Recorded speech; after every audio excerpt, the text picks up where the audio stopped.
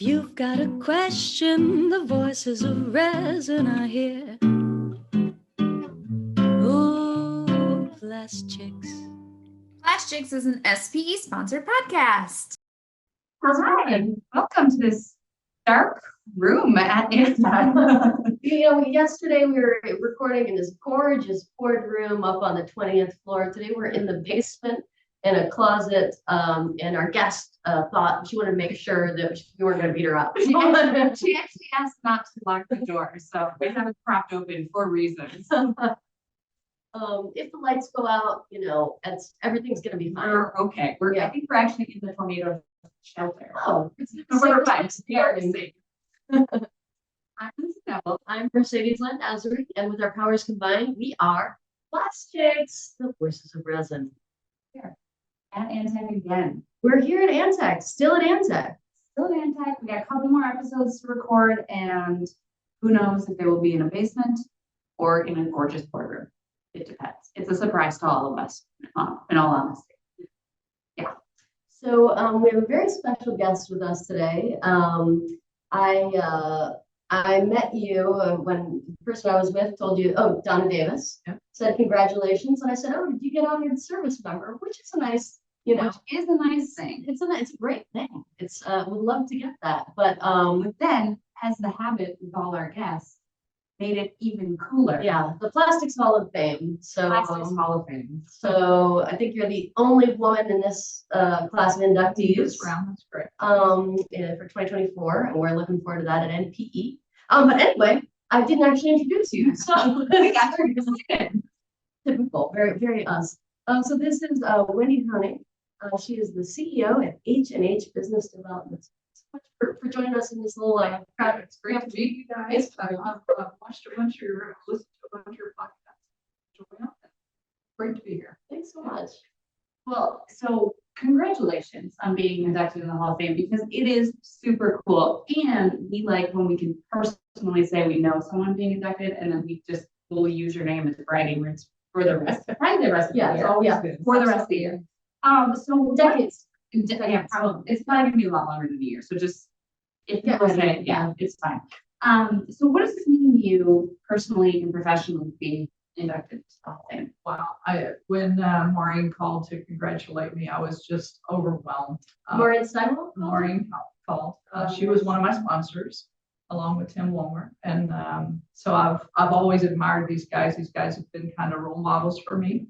I've been in Plastics Pioneers now for about a little over 10 years, and working with them and watching them with their met goals. So they come in and they talk about the hall. It's a culmination of a career, and a passion that I've had, since I started in 1986 with them. So it's honored and humbling experience too. So I'm excited. Amazing. And you mentioned Plastic Pioneers. For our listeners who don't know, because you're the president right now. I am. So we are kind of a three-legged stool. Three things we stand for: scholarship, fellowship, and history of the plastics organization or the industry.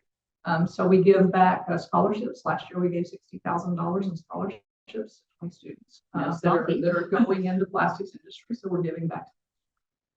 And fellowship, it's kind of started as a golfing and get together and have a good time twice a year, but that's kind of evolved into helping things scholarships. And then lastly, when UMass Lowell Plastics Museum didn't know what was going to happen with all those plastics artifacts, and we didn't want that to disappear. And so Glenn Bill, with his generosity and PPA, we endowed that to this Syracuse University. And so we take care of that. So in perpetuity. So those are the three things that we do.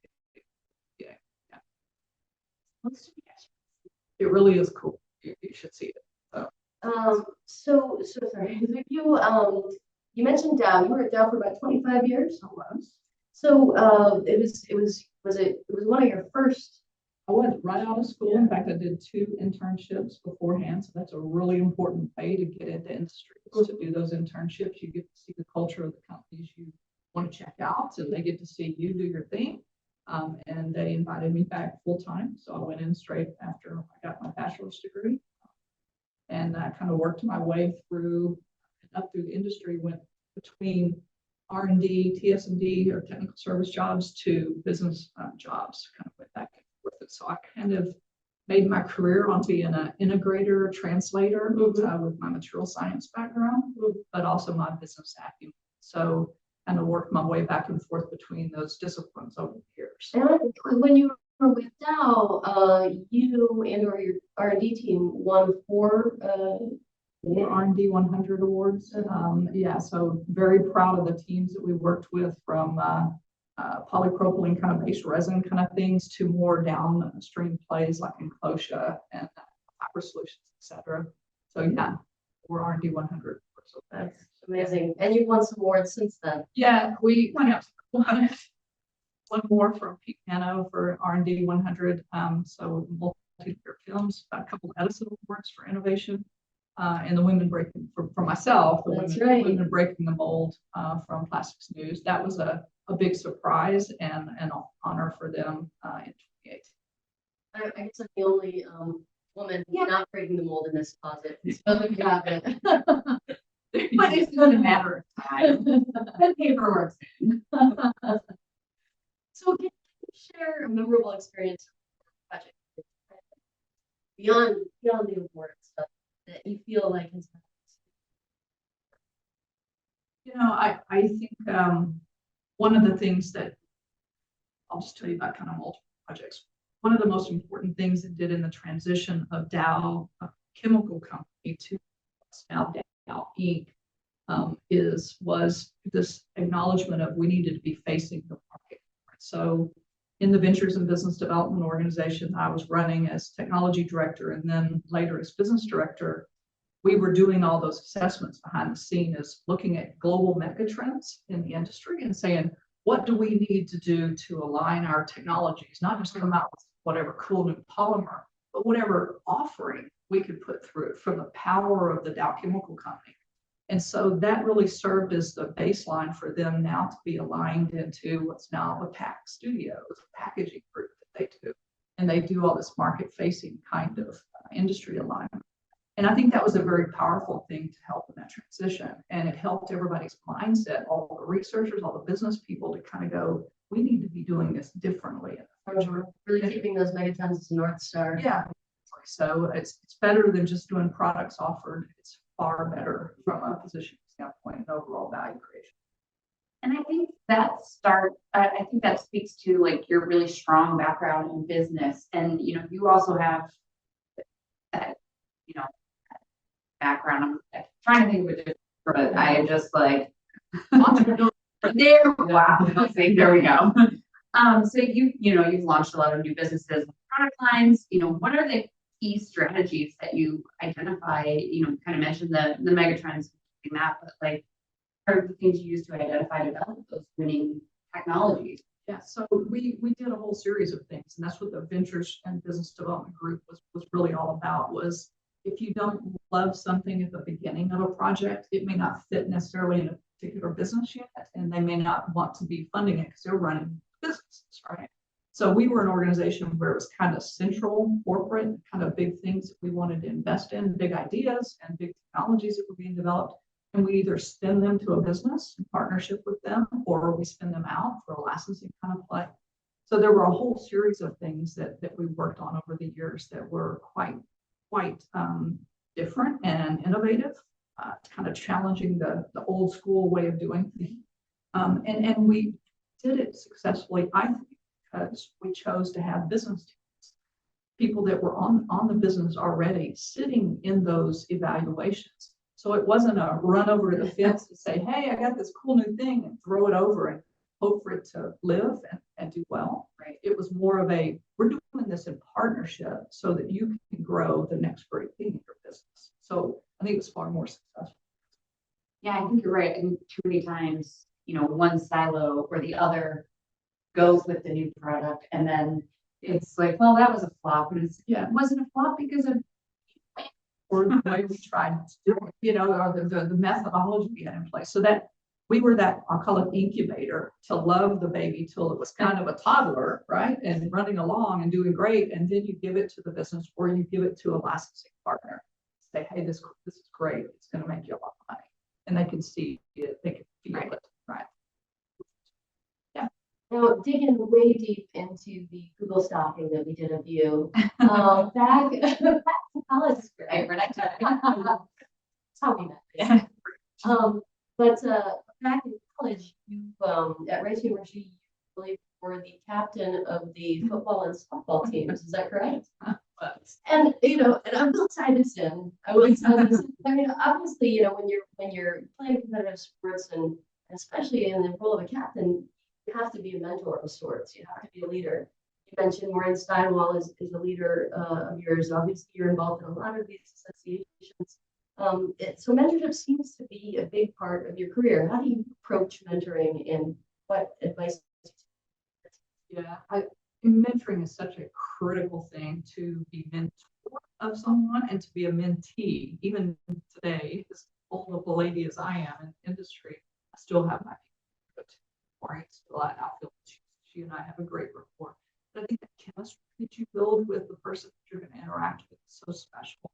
And you can have multiple mentors. I was out at Texas A&M University this past week doing a talk about, kind of what you need to do to prepare to get into industry. Students, there were about 75 students in the classroom, and I told one of the things was mentoring.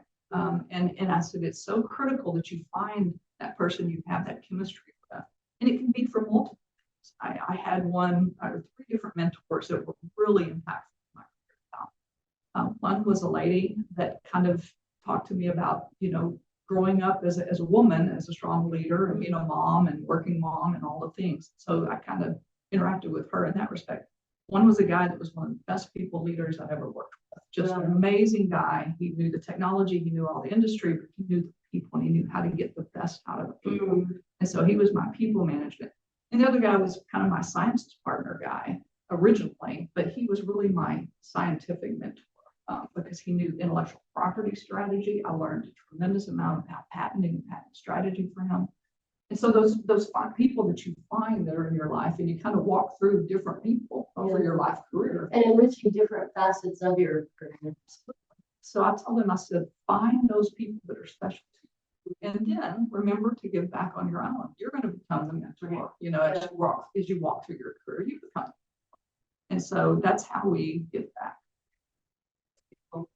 Yeah, and I think it's important to recognize that you're saying, you can be the mentor and mentee at all the points in your life, no matter what's going on. Like, even I had students that have been, SPE does the mentorship program, and they said, well, I am not really interested in mentoring. And it's like, you could, for the record, you also have stuff to offer. Where older than some of the other students, or even students in your own age group, like they might have something to gain from your insight. Yeah, I told the students I was talking to, I said, even after 2 years, you're going to be an expert in the area. You may not feel like it, or it may not seem like it, but that next, brand new guy walking out of school, Right, you're 2 years down the road, so you can be a mentor. So I said, take the opportunity.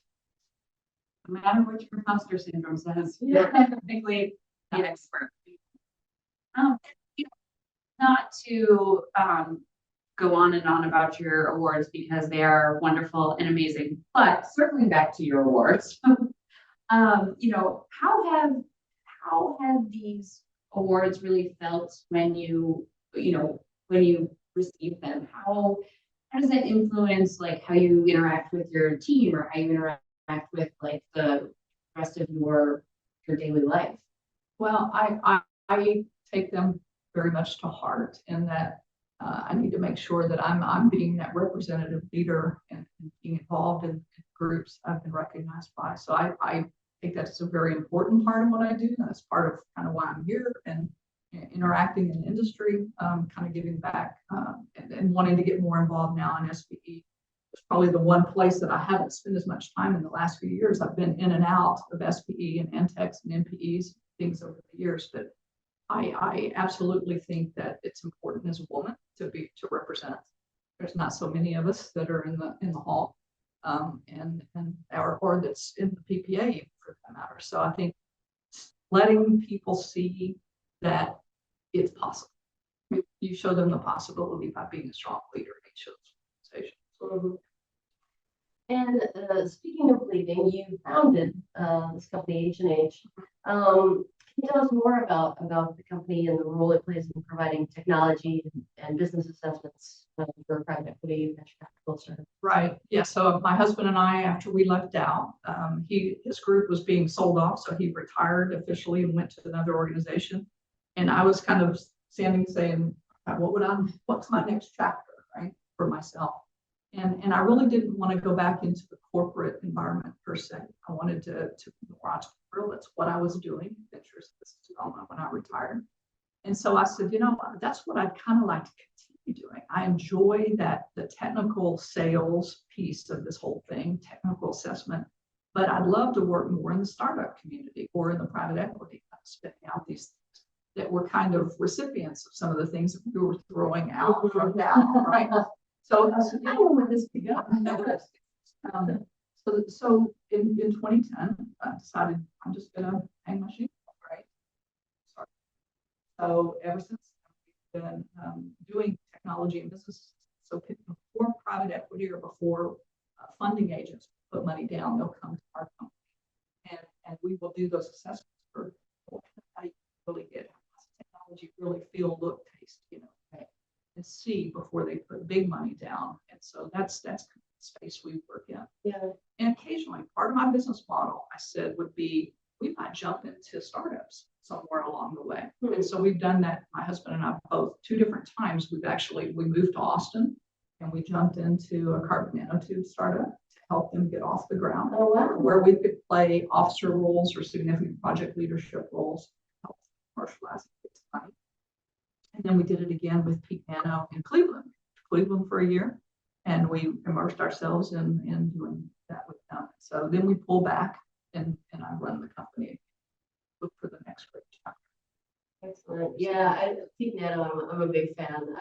They do really innovative stuff. And I worked on some projects with them, and it was like thinking about color or wavelengths and the non-visible spectrum and like designing like how it looks like, they're doing that's probably the funnest. They're doing some spectacular stuff because I told them, I said, this is teaching old polyethylene or polymer dogs to do new things, right? Mm-hmm.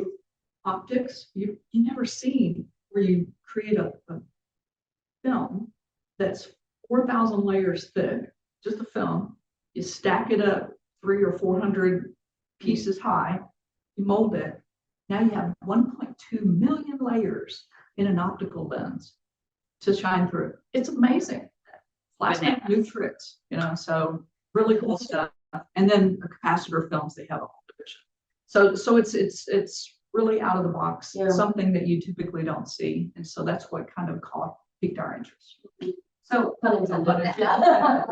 so speaking of cool stuff like the stuff that Peak Nano does, what are some emerging trends or technologies in the industry that you find extra interesting or promising?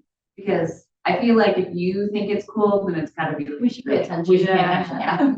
Well, this sustainability thing question. That's a great question. Yeah.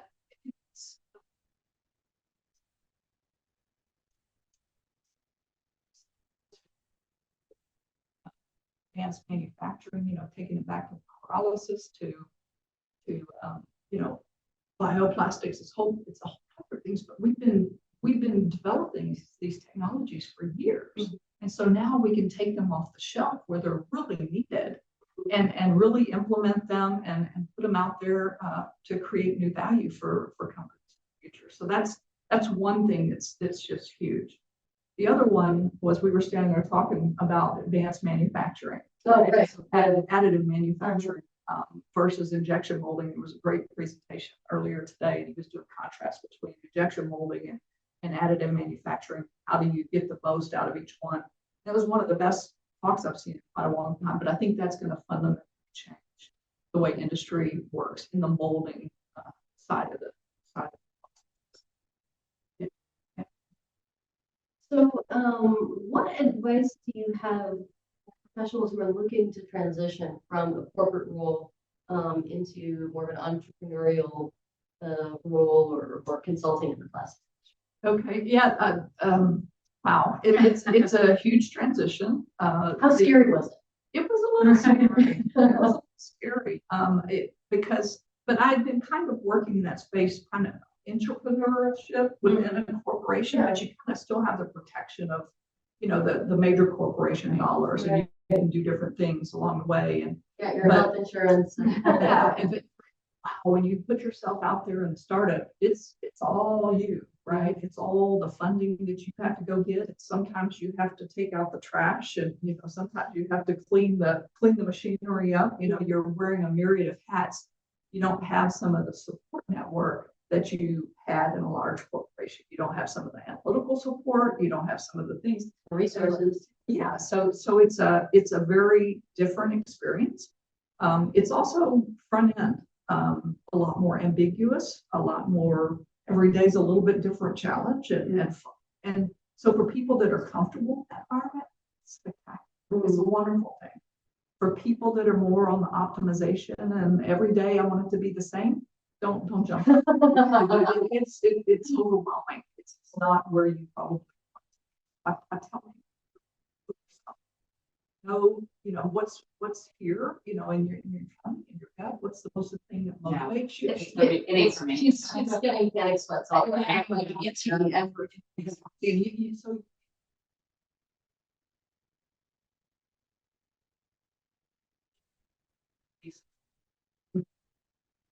It's interesting. I mean, a couple of people who talked today also had a similar path. We heard about how Glenn Beal got laid off from the corporation a year in, and David Tucker who gave that ad manufacturing presentation, and moving from that to their own startups. You're in very good company. Yeah, some of the customers I worked with early on in my career, the businesses of the world of Landazuri, who became part of very global, and all those guys that were my role models were those entrepreneurs. They were those guys that started the original companies. I always had so much respect for them, and we worked real well together. And I always thought, hey, I'm going to go do that on my own, strike out on my own. So it makes me proud that I can kind of honor their pathway that they helped create and continue on that. So, And I assume you could always reach out to them for advice too. yeah. So for those that were, that are still around, of course I do, like Lynn's of the world and Tim Walmer and those guys that have been out there forever. So they're good friends, and I know I can always count on them and reach out to them, which is great. That's really nice. And Are you gonna cry, Lynzie? You look like you're gonna cry. do I? Well, I think just it's real life in here. I don't think it's nice. We mentioned how few women we see in the hallways, even with the strides schools are making, and I think Never liked the bathroom in a plastic. I don't know. Never Females' room. it's especially here. Your bathrooms are enormous, but what are some things that you think we could be doing to help support women in this industry, encourage more women that water's fine, have vibes? I think one of the things that we definitely worked on is, again, the scholarship. Going back to that piece of it, we've made sure that we get those ladies, featured very quickly and into the organization. We make sure that they get their internships, and we're not preferring them over, but we're making sure there's even amounts of opportunity for them to be successful in internships, because unless you can get out there and see what an engineer really does, and this goes back, frankly, it goes back to junior high. I mean, we lose a lot of girls going from elementary school to high school. Somewhere in there, we lose them to math and science. Oh yes, they lost me. I didn't come to it until in my we lose them, and that's on us. That's on us to get out there and tell them STEM is cool. And I think all the things that we're doing from the foundation to get plastic in and videos, everything we can do to keep them interested, engaged, saying I can do this. Yeah, I was just explaining to a group of guys that I did all the engineered things as a kid that we say oh, look for this, but nobody ever came to me and said you should be an engineer. When I said I wanted to go into arts, they were like, yeah, that makes sense, see you later. And then I stumbled back into engineering, thankfully, right before I went to college, and I was like, here's to go. And I almost missed it And I didn't have any engineers in my life. I didn't have anyone doing that. How many of these girls at that age are we missing because nobody's pointing it out? And it's, Yeah, I was very fortunate. That was my dad. So he was chemist. So he was, the ramrod behind that. But my mom was an entrepreneur. She had 4 different companies. And so I grew up made for this. from, course to books here and there and working. I had stars. But so I figured I could go either way, go work in a big company, or I could do nothing. So now I've done both. And then you decided, yes, all of it. So yeah, reaching those girls early on. Yeah, and if you don't reach them early on, like me, you can maybe start lots of different backgrounds in the industry. Oh, you bet. The Matilda effect? No, Oh,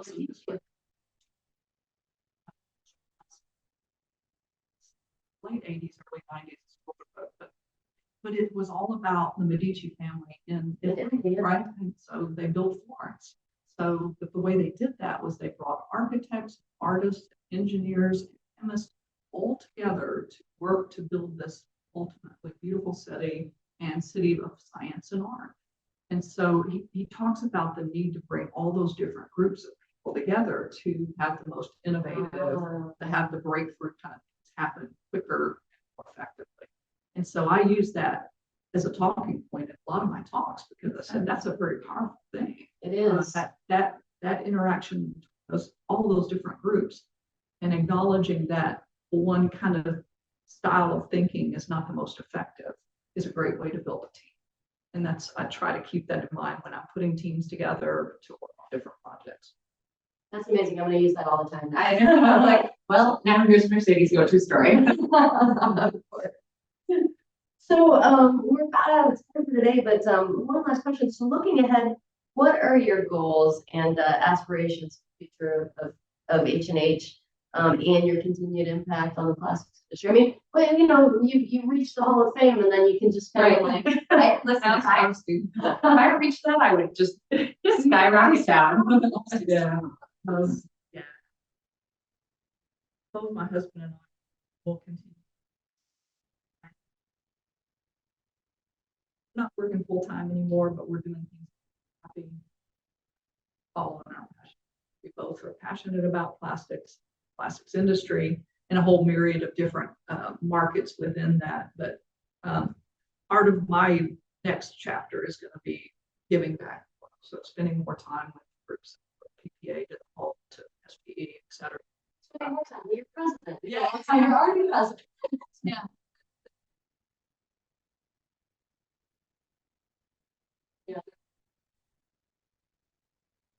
I like being with my people.